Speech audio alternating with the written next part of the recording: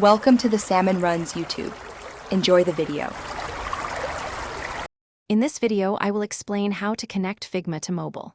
First, you will need to download the Figma mobile app, available for both iOS and Android, onto your smartphone or tablet.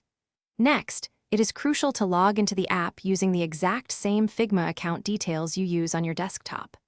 Finally, open the Figma design file you wish to preview on your desktop application or web browser. Once you have the Figma mobile app installed and are logged in, simply launch the app on your mobile device.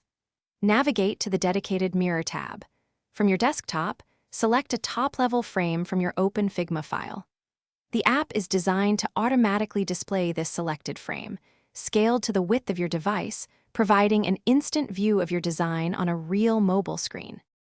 The power of Figma's mobile mirroring lies in its live preview capabilities.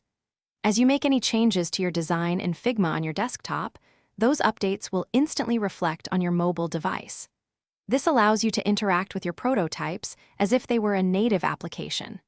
You can tap, swipe, and scroll, effectively testing the responsiveness and overall user experience of your designs in a real-world context.